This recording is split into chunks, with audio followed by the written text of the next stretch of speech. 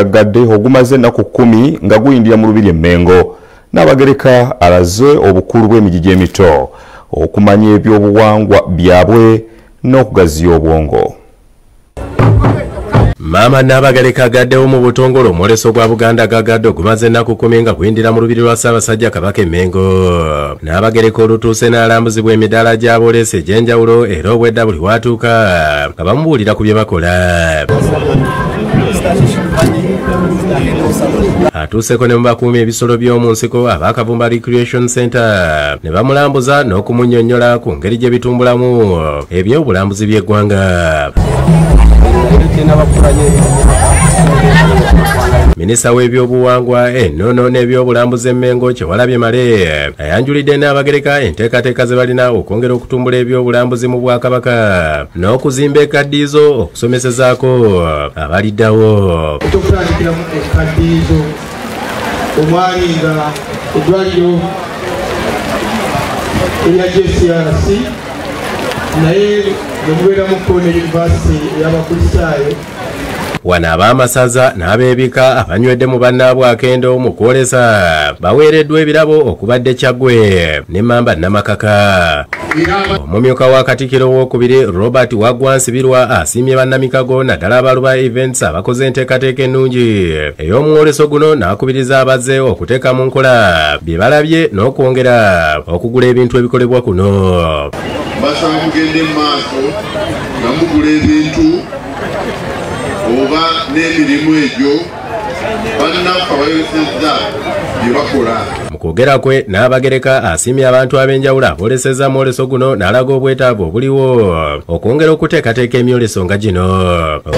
Omulamwa gw'obwoleso buno obuvuddeyo bulungi ddala nga bugamba nti okutumbula obulambuzi n'obulimi olw'enkulaakulana. Okusinziira ku Nnabagereka kya mugaso nnyo naddala abaana abato okumanya ebyobuwangwa byabwe kibasobozesa okumanya gye bava n'okutegeera obulungi gye bagenda. Bika gwe musingi gwa Buganda ogwa Nnamaddala era neebaza nnyo bajjajja olw'okujjumbira enteekateeka eno era neebaza n'abataka olw'omulimu gwe bakoze ogamba okulagira ddala ebintu byaffe nga bwe byali balaga endiri. Asiimye bonna abalina kye bakoze okuteekateeka omwoleso guno oguweesezza Obuganda ekitiibwa era n'aguggalawo mu butongole. Twala omukisa guno nate okuggalawo omwoleso guno 2022. Omwoleso tugumaze na nkuba kitegeeza nti kati tugamba nti kati tugende tulime. Bannabizinesi ab'enjawulo aboolesezza basiimye Obuganda olw'omukisa ogubaweereddwa okugaziya akatale k'ebyamaguzi byabwe n'okwenogera ku nsimbi nga Beeka Sebyala owa Sadolin Paints ne Prudence Okunika owa Bera Wine we balambulula. Guno omwoleso gwa Gaggadde mu lubiri gutugendedde bulungi nnyo, abantu gwaba gwejumbidde, abantu batutte wayini. Mujje mugule Sadolin Paint eri badirazi baffe bonna kubanga bwe twabategeeza tuli buli wamu buli kanyomero k'eggwanga. Aba Alpha Joyce abakulembeddwamu Hamida Nawaje bategeezezza nti omwoleso guno gutambudde bulungi oluvannyuma lw'abantu okwettanira ebyokunywa byabwe. Abantu bazze mu lubiri bazze ne balaba bye twolesa naffe ne bajja wano ne batwebuuza ku Alpha Joyce mukola mutya. Nze Ismail Nsubuga ne Ronald Kakoza ku Lwabukedde TV. Kulikira ddala musasi waffe mwenna nga bwe mugasombya amawulire ago. Ssabasumba w'essaza ery'Embalala Lambati balina omugisha awadde abadyankoni 14 obusaserodoti n'okuwa omudyankoni omuseminaali y'omu obudyankoni. Bano abakuutidde bulijjo okwesiga ennyo Katonda nga baweereza. Ssabasumba w'essaza ery'Embalala Lambati balina omugisha awadde abadyankoni 14 obusaserodoti n'okuwa omuseminaali y'omu obudyankoni n'asiima abatadde musinde okubatuusa okulalira. Mukaawo matembezo asatu wanira ekitiibwa kizina gyawe. Omukolo gw'okuwa ebitiibwa gubadde mu kibangirizi ky'ekijjukizo ky'abaleetedde ene we basooka okuba embuga n'okubunyisa enjiri nga kigenda kuweza emyaka 15 nga kiri ku wangagi w'ekereziya y'Enyamitanga. Ssabasumba sekutegeeza adde ku mukolo ndi buli wakolerawo omukolo kimujjukiza nti newe yayambalidde obudyankoni n'obusaserdoti era bamutuliza ku ntebe y'Ossabasumba. Obuyiro obw'ekaliranye emyaka 75 mwene hati emyaka engaki igana abiri. Ekigambo kya Kristo mu Kiliziya Katolika kizire hariya mutangaha omulinkole n'ab'emyaka 31. Ategeeza nti kino kikulu nnyo byafaayo by'eddiini y'Obukatoliki abawabudde abasaserdoti n'abadyankoni okunywerera Katonda wamu n'obuweereza. Ssabasumba yeebazizza abawadde mu kusomesa abantu bano okutuuka ku kkula eryo. Kandi muheereze abantu be kukyona rukundo mwifire okusemerera. Konka kandi nkukatanga omuntu owe oluvanga kweza abagama babiri mumanye ebintu eby'obutwansoni ninga eby'obufunza kukuba okusumbira abantu nga batakigere. Awulira abakarismatic Father John Baptist bashobora yabazizaawo bonna abayambyeko abamaliriza okusoma. Okusiima ekigombe ky'Abakristo mwena mwebale kutukunda, mwebale kutushabira, mwebale kutuhabura, mwebale n'okutukwasa ebitulukwetenga okugira ngu twatende kwakye kandi twakikayizobeeri na nyenkyekare twajaguza kurungi. Ssaabakristu wa Uganda yavize nabo akuutidde abaweereddwa obusaserdoti n'obudyankoni okukolenyeera okumanya Katonda. Okuganira obutwanisiima mwali abantu okuba abashemerirwe kyayongera kwoleka uko abantu barakunda ekyabaheerizo. Mwenyewe nija kutuleetera abakristo obutoosha batyo mulyabo nibo baryaha habwokuba n'omuwangwa wa kidayosisi yoona kuli nikibasika boona bakiizireho abakutanka miliyoni emu. Amyuka Spiika Thomas Tayiwa nga abadde omugenyi omukulu yeebazizza omulimu ogukoleddwa Ssabasumba namwebaza okunyikiza ekigambo kya Katonda. Konka nsiima dayosisi yoona na leadership yoona ag'omulimu omulungi ogumire nimukora nimuteera omujinya muteekamu amaani g'okwongera kuyamba dayosisi yitu kandi ninkuraganiisa nga kunyowe na bagenzi bange nituza kugumizamu tukwatanisa niwe kurekukunga ya dayosisi yitu. Tayiwa awadde buli musaserdoti akadde kamu ng'entandikwa ali waswa yakusakidde eggulu lino.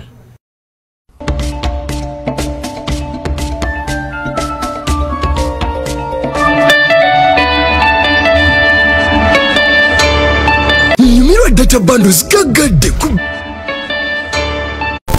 Omuhikirwa wa Tooro omugya Stephen Kiyinjamoti ono ayambalidde abamwogerera oluvannyuma lw'Omukama oyo nnyimba kabamba iguru owokuna okumukwasa obuvunaanyizibwa.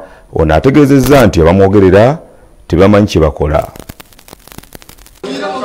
Olwokutaano lwa wiiki eno Omukama wa Tooro oyo nnyimba kabamba igulu owokuna yalonda Omuhikirwa omugya Stephen Kiyinjamoti okudda mu bigere bya Bernard Tungwako oluvannyuma lw'okulekulira obuvunaanyizibwa. Amoti yalondebwa wakati mu kubagana empawa okuva mu batuula mu lukiiko luno. Mukama ayina ku appointing n'abantu babaki deni olukola toluje 10 hati olukola turugumiza mukitunde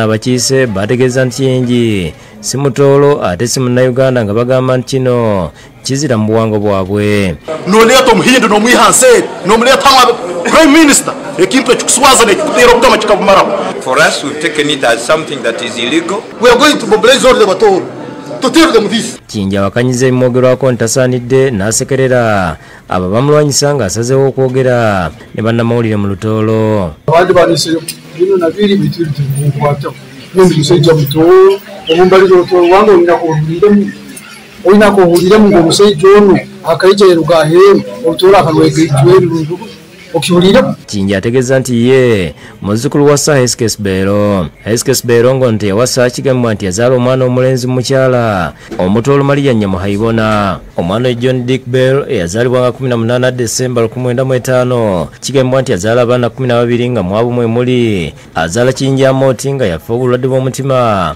mu 1953.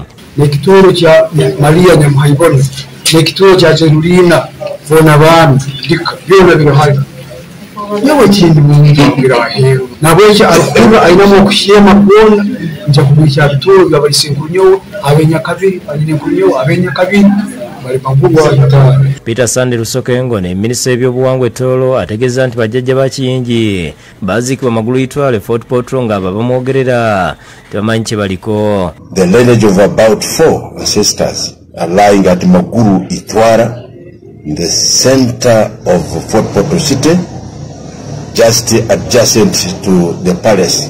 Nawekinimba gumya emyendo ya Tooro muheya amani gona okusagika Omwikirwa n'okuhura okukoma rundi kuduma ku Mukama. Kiyingi yasomera Kabalole Primary School, Bugama Adventist SS ne Tara High School. Yamaliriza Erevo nga tannaba kwegatta ku Desta University Kenya n'oluvannyuma neyegatta ku Spencer Adventist University Buyindi yasomera degree mu by'obusuubuzi. Kiyingi agambye nti abamulwanyisa tebamanyi bulungi kifaananyi kye n'ebyafaayo. Abajja Mukama buno bitule muhati Mukama bw'okututwala mu mwiso tutongerayo abantu abakugonza mu lugambe nange tubeina kisanyi ekyo Mukama bwa Tooro kujja kuba kujja kukulakula Mukama bwa amaani kugiraho okugule hati. Aho akasegerwa Boki ngono musomesa w'ebyobuwangwa agambye nti ebikolwa ebyokuboola n'okususula abantu nga beesigama ku langi biba bibaza mu biwundu eby'emabega. If you refuse today's living together, today's coexistence, today's cultural diversity, then you are championing disunity and divisionism. Jonathan Singwire yakusakidde gwino okulwabukedde TV. Ssabasumba w'essaza ekkulu ery'e Kampala Paul Ssemwogerere asabye abantu okuba abeesimbu ate abeetowaze mu maaso ga Katonda mu buli kimu kye babeera bakola.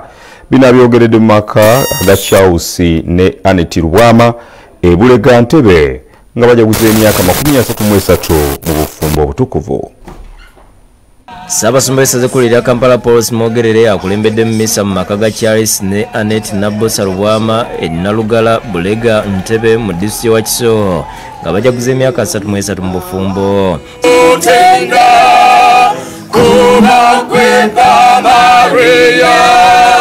Ssabasumba asabye abantu okubeera abeesimbu era abeetowaze mu maaso ga Katonda n'avumirira abakristo abeefeebya mu buli kimu kyagamba nti kiraga nti omuntu awadde ekitiibwa ebitone ne talanta Katonda byamuwadde. Nga tumanya oluusi okugaana okuweereza bulijjo ne tubeera nga tuli mabega byandituyambye nabyo ne bituyitako n'ebirungi bye twandikoze ne tugaana okubikola kubanga tugamba waaye tebaŋŋamba nti nkola bwe nti. Akuutidde abantu okusembeza abaavu abanaku abaliko obulemu ne bamuzibu okusobola okwefunira omukisa. Kino abooluganda nakyo Yesu Kristo atuwadde lesson okufa ku bannaffe abali obubi abatali bulungi okutuuka kufa nga bwe tuli ate gye bali mu nsi. Yebaza Charles ne Annette Rubwama olw'okukwata obulungi esakalamenti y'obufumbo bafuuka ekyokulabirako. Batuukiriza etteeka kubanga ekijaguzo kyo kirina okuzibwa. Ate bwe tukuza ekijaguzo tuba tweyambira wa Katonda okumwebaza. Bano mu kuddamu okukuba ebirayiro bongedde okwesuubiza okukuumagana okutuusa okufa lwe kulibaawukanya. Nziramu okunaanika empeta eno otegeere nti nkwagala era nja kunywererako okutuuka okufa. Ate Papa Francis awandiikidde abafumbo Dr. Martin ne Agnes Nantuma Ensubuga abajaguza okweza emyaka 25 mu bufumbo obutukuvu ebbaluwa esomedde omusumba w'ekereziya atwala essaza lye Lugazi Bishop Christopher Kakooza era gibakwasizza oluvannyuma. Dr. Nsubuga yali akulira eddwaliro ly'Ensambya so ng'omukyala ye mukulu w'essomero lya St. Joseph SS Nagalama ng'ababiri bano bazzeemu okukuba ebiragaano byabwe mu maaso ga Bishop Kakooza. Nziramu okulagaanya okunywererako okutuusa okufa Misa ebadde ku ssomero lya St Joseph Nagalama ng'esombodde ebikongo okuva mu ekereziya. Abasawo ne bannabyanjigiriza abakulembeddwa minisita omubeezi w'ebyenjigiriza mu matendekero aga waggulu Dr. Jesse Muyingo. Bishop Kakoza asabye abantu abatuuse okuwasa oba okufumbirwa naye nga tebannakikola okwanguwa bave mu byokwerumya. Pawulo atugambye nti kisaana buli kino alina okufuna omukyala, buli kino alina okufuna omwami. Minisita Muyingo nga weyabeerera omukulu w'essomero lya Uganda Matters SS Namugongo Agnes yaliko omumyuka we ayogedde ku bulamu bwe. Ndowooza nange nina kirina contributing okumwagazisa okusomesa kuba namwagala olw'okuba engejiba yamukuzizaamu aye nemwagazisa kyendowooza nti ye profession esinga obukulu profession zonna ey'okusomesa. Bansubuga nabo basiimye abamu ku baweereddewo. Mwebala obuwagizi bwonna bwe mutuwadde okukola omukolo guno ssebo bwingi kankamire mwemaze kubanga bakadde baffe abaagera watuwenzi. Tubasabira Mukama abongere nsinga okwagala kakati Katonda yeebale okwatuusa ku myaka gino 25 bayozaayoza nnyo okumalako emyaka 25. Godfrey Sempijja ne Henry Nsubuga bakusakidde gwino ku Lwabukidde TV. Bo ab'ekika ky'omutima bakalaatiddwa okubeera obumu n'okulima emmwanyi basobole n'okwegobako obwavu. Obubaka buno bubaweereddwa Nnamugereka Keeto wa 47 mu kulamaga ku butaka bwabwe ebbale. Ab'ekika ky'omutima omuyanja okuva mu bitundu by'eggwanga eby'enjawulo bagenze mu bungi ku butaka bwabwe ebbale mu Buddu okwetaba ku mukolo gw'okulamaga nga bw'eri enkola yaabwe buli mwaka. Gwetabyeko jjajjaabwe Nnamugereka Keeto owanamu omusanvu Kasekende Nicholas n'abakungu abalala nga gutandise nakuba mu mbala gw'ekika. Banjulidde abazzukulu jjajja Edmirego eyatuuzibwa ng'ow'essiga lya Ndawula Essanje n'abo abatanatuuzibwa. Tusabira jjajja Wire Byuma ajja okutuusibwa ng'omukulu w'essiga lya Byuma. Namugera yanjulidde abazzukulu ekibiina ky'ekika ekiteereddwawo okutumbula n'okulaakulanya enteekateeka z'ekika. Era olunaku lwa leero njagala okuyisa bannange ekiteeso mu lukiiko luno nti ow'omutima yenna we tunaddira mu kulamaga kuli okuddako ow'omutima yenna ng'amaze okuyingira mu ssako.